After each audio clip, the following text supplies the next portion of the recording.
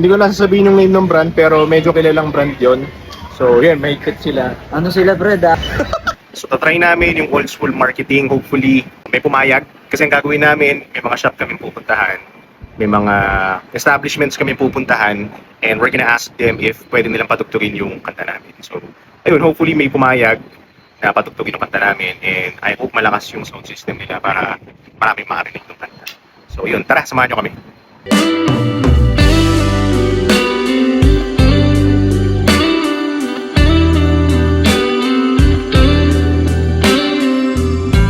And dito kami ngayon ni Vince sa isang donut shop. So nagpapatugtog sila dito.